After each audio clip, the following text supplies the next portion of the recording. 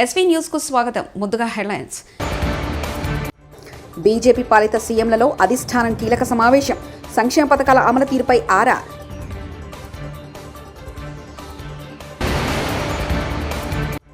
సగం సీట్లలో డిపాజిట్లు రాని భారస గురించి ఇప్పుడెందుకు? కోమటిరెడ్డి. హర్యానా గవర్నర్ బండారు దత్తాత్రేయ నివాసానికి మాజీ ఉపరాష్ట్రపతి వెంకయ్యనాయుడు.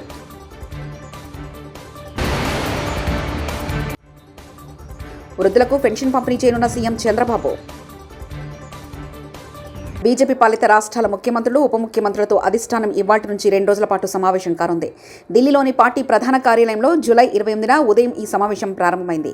ప్రధాని నరేంద్ర మోదీ, కేంద్ర హోంమంత్రి అమిత్ షా, బీజేపీ జాతీయ అధ్యక్షుడు జేపీ నడ్డాతో సహా పలువురు సీనియర్ నేతలు అందులో పాల్గొన్నారు.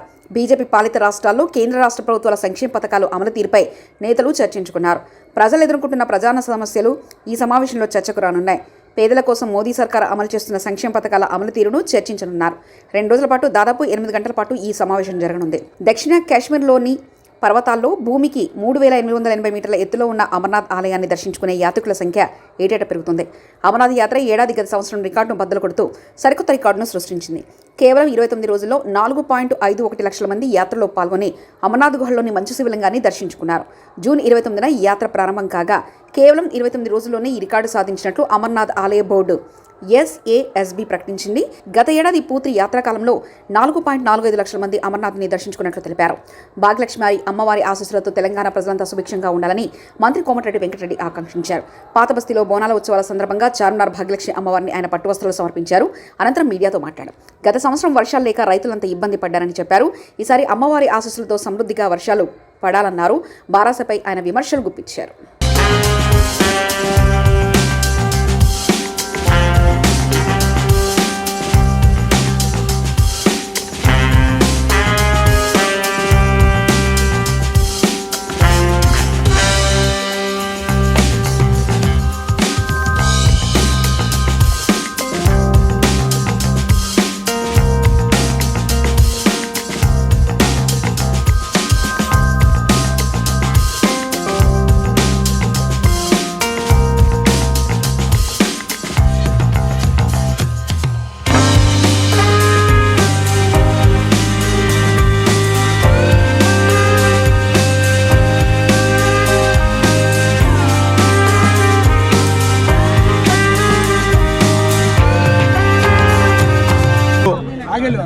భాగ్యలక్ష్మి అమ్మవారి బోనాల సందర్భంగా ప్రభుత్వ పరంగా అమ్మవారి బోనాలు ప్రారంభించడానికి గౌరవ ముఖ్యమంత్రి గారు ఇక్కడ అందరు ముఖ్యమైన మంత్రులందరూ కూడా కొన్ని దేవాలయాల్లో శాస్త్రోక్తంగా మొదటిసారి ఈ విధంగా కార్యక్రమాలు చేపడుతున్నాం.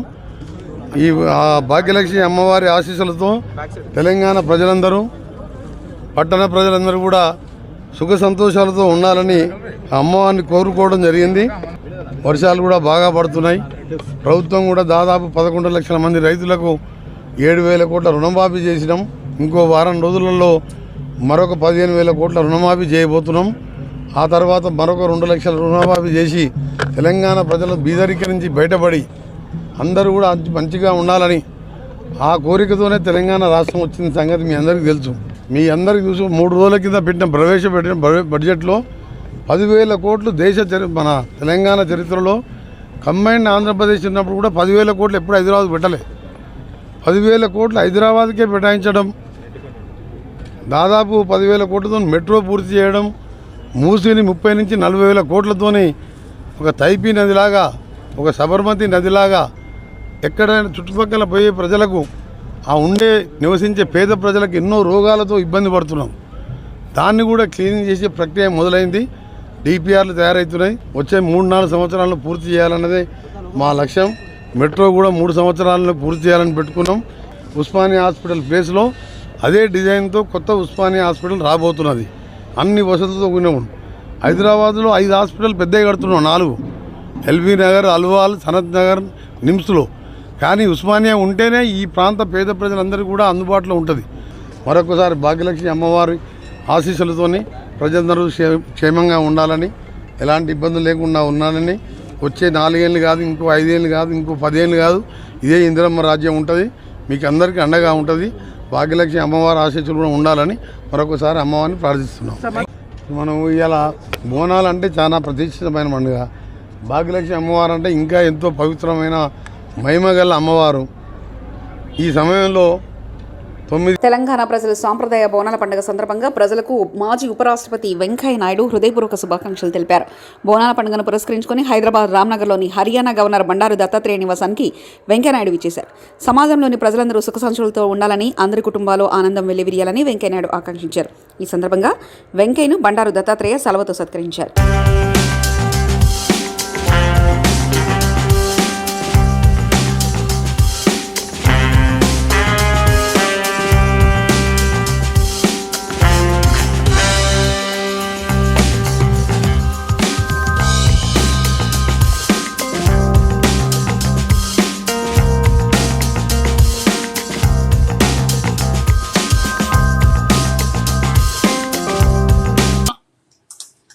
బోనాల ఉత్సవం సందర్భంగా ప్రజలందరికీ నా హృదయపూర్వక శుభాకాంక్షలు. ఎంతో సుఖంగా, సంతోషంగా, సౌభాగ్యంగా ఉండాలని, అందరి కుటుంబాల్లో ఆనందం వెలువరియాలని కోరుకుంటున్నాను.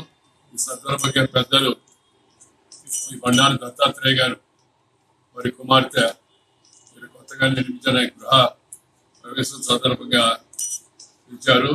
వారికి సందర్భంగా ధన్యవాదాలు, వారికి శుభాకాంక్షలు తెలియజేస్తున్నాను.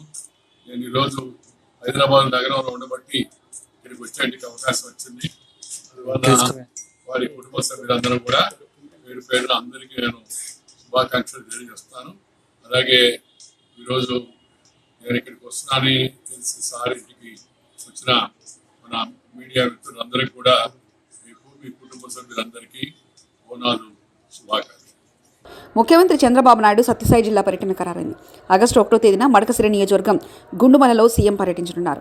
ఆ రోజు వృద్ధులకు పెన్షన్ల పంపిణీ చేయనున్నారు. చంద్రబాబు పర్యటన నేపథ్యంలో ఏర్పాట్లపై జిల్లా కలెక్టరేట్ అధికారులు, ప్రజాప్రతినిధులతో ఆదివారం ప్రత్యక్ష సమీక్ష జరిగింది. ఈ సమావేశానికి బీసీ సంక్షేమ శాఖ మంత్రి సవిత, ఎమ్మెల్యేలు ఎంఎస్ రాజు, సింధూరారెడ్డి, కందికుంట వెంకటప్రసాద్, జిల్లా కలెక్టర్ చేతన్, ఎస్పీ రత్న తదితరులు హాజరయ్యారు. బీఆర్ఎస్ ఎఫెక్ట్ నందిమేడారం మోటార్లో ఆన్ కాళేశ్వరం ప్రాజెక్టులో అంతర్భాగమైన నందిమేడారం పంప్ హౌస్ నుంచి నిన్న నీటిని విడుదల చేసిన ప్రభుత్వం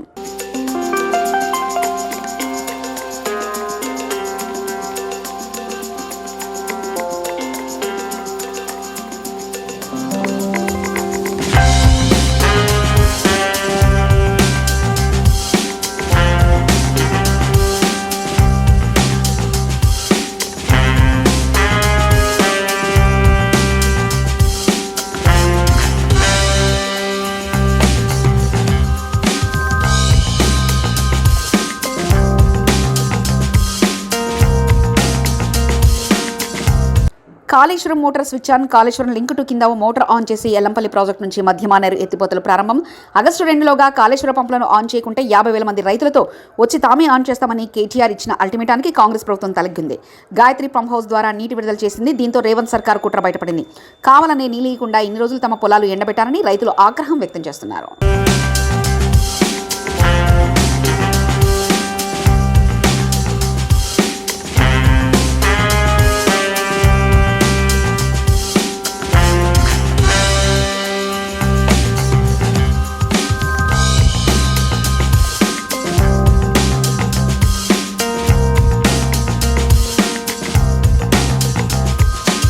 ములుగు జిల్లా వాజేడు మండలంలోని చీకుపల్లి గ్రామం తివార్లో ఉన్న బొగత జలపాతం ఉధృతంగా ప్రవహిస్తుంది. గత వారం రోజులుగా కురుస్తున్న వర్షాలకు దట్టమైన పామునూరిడి అడవి ప్రాంతంలో కొండాకోల నుంచి జాలువారిన వర్షపు నీరు వాగులు, వంకల ద్వారా ప్రవహిస్తూ బొగత జలపాతం వద్దకు భారీగా వరద చేరుకుంటుంది.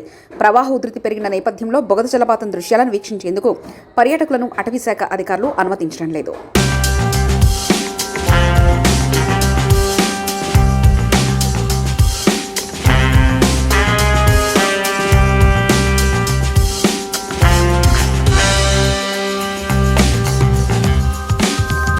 మార్చి 22 విశాఖ పోర్టుకు దిగుమతైన 25,000 కోట్ల డ్రగ్స్ కేసును ఏమైందని సంధ్య ఆక్వా ఎక్స్పోర్ట్ సంస్థ ఇంపోర్ట్ చేసినట్లు అప్పట్లో తెలిపారని, ఆ సంస్థతో బీజేపీ పెద్దలకు సంబంధాలున్నాయని తెలిపిన వైసీపీ నేత మాజీ మంత్రి బొత్స సత్యనారాయణ అన్నారు.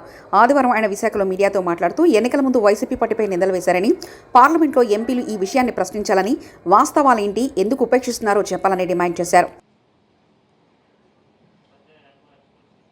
సంధ్యా ఆక్వా ఎక్స్పోర్ట్ లిమిటెడ్ అని విశాఖపట్నం సంబంధించిన సంస్థ వచ్చి ఇంపోర్ట్ చేసుకుంటుందని, అది సాక్షాత్తు భారతీయ జనతా పార్టీ సంబంధించిన అధ్యక్షురాలు లేకపోతే అప్పుడు ఉన్న నాయకులకి కొందరికి వాళ్ళందరూ కూడా సన్నిహితులు, స్నేహితులు, బంధువులు అని చెప్పని అధికార పక్షంలో ఉన్న మా వాళ్ళు కొందరు దాని మీద ఆరోపించడం, ఈ రకంగా ఆరోపణలు ప్రత్యారోపణలు ఆ రోజు జరిగినాయి. ఒకడొచ్చి అధికార పార్టీ దీన్ని ఇంపోర్ట్ చేసింది అనేది ఒకటి కాదు, ప్రతిపక్షం తాలూకా భారతీయ జనతా పార్టీ, తెలుగుదేశం పార్టీకి సంబంధించిన బంధువులే దాన్ని ఇంపోర్ట్ చేశారని చెప్పేసి జరిగినాయి. వాట్ ఎవర్ మేబీ అది పక్కన పెడితే, నేను ఇవాళ డిమాండ్ చేస్తుంది ఏంటంటే, దయచేసి అధికారం ఉన్న పెద్దల్ని, అలాగే నూతనంగా మన ఉత్తరాంధ్ర నుంచి ఎన్నికైన పార్లమెంట్ సభ్యుల్ని, పార్లమెంట్ జరుగుతుంది, దయచేసి దీనిలో ప్రశ్న వేయండి. ఏమైంది? 25,000 కోట్లు అంటే మాటలు కాదు, 25 లక్షలు కాదు. ఏమైంది? ఇది ఇంట్లో వాస్తవాలు ఎంత? వాస్తవాలు అయితే ఎవరెవరు ఇందులో ఇన్వాల్వ్ అయ్యి ఉన్నారు, వారిని ఎందుకు ఉపేక్షిస్తున్నారు అని దాని మీద కావాలి. దాంతోపాటు అది వాస్తవం కాకపోతే మన విశాఖపట్నంకి ఒక మంచి పేరు కూడా వచ్చే అవకాశం ఉంది. ఎందుకంటే దేశంలో ఎక్కువగా ఇలాంటి డ్రగ్స్ ఇంపోర్ట్ అయ్యే స్థలాలు రెండు, ఒకటి గుజరాత్లో ఉన్న పోర్ట్లు, రెండు మహారాష్ట్రలో ఉన్న పోర్ట్. ఆంధ్రప్రదేశ్కి ఎప్పుడు ఇలాంటి లేదు, కానీ ఇది వచ్చింది. కాబట్టి దయచేసి దీన్ని రాజకీయ ఉద్దేశం, రాజకీయ కోణంలో రాజకీయ దురుద్దేశాలు ఆపాదించకుండా చిత్తశుద్ధి ఉంటే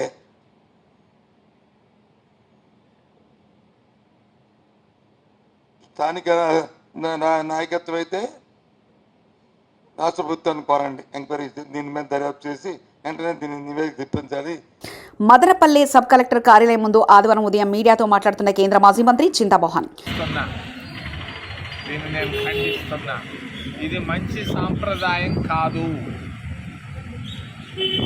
మరి ఒకప్పుడు అడంగలం అని ఒకటి ఉండేది, జమాబందీ అని ఒకటి ఉండేది, రెవెన్యూ బోర్డు అని ఉండేది.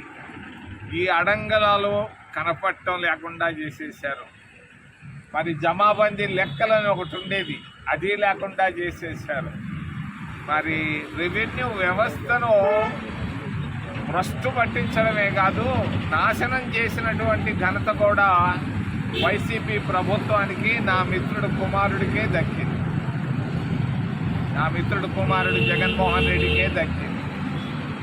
మరి ఏం చేశాడు? రెవెన్యూ వ్యవస్థని కుళ్ళిపోయేటట్టు కాదు, దీన్ని కాల్చి పారేశాడు. అడంగలం అనేది ఎక్కడుంది? ఈరోజు కనపడుతుందా? జమాబందీ లెక్కలు ఎక్కడన్నా ఉన్నాయా? ఎక్కడున్నాయి? లేవే. ఏమైపోయింది భారతదేశం? ఏమైపోయింది ఆంధ్రప్రదేశ్ రాష్ట్రం? 200 సంవత్సరాల నాడు లార్డ్ మెకాలే అని ఆయన 1820 సంవత్సరంలో రెవెన్యూ చట్టాలను తీసుకొని వచ్చాడు, చక్కటి రెవెన్యూ చట్టాలని. అప్పుడు మనం మద్రాసు రాష్ట్రంలో ఉన్నాం.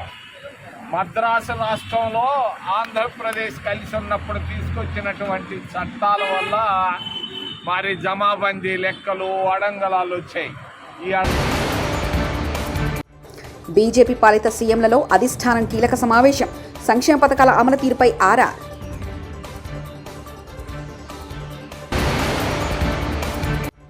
సగం సీట్లలో డిపాజిట్లు రాని భారస గురించి ఇప్పుడెందుకు? కోమటిరెడ్డి. హర్యానా గవర్నర్ బండారు దత్తాత్రేయ నివాసానికి మాజీ ఉపరాష్ట్రపతి వెంకయ్యనాయుడు.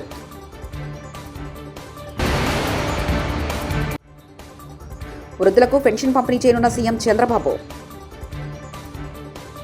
ఇవి బులెటిన్ విశేషాలు. చూస్తూనే ఉండండి ఎస్వీ న్యూస్.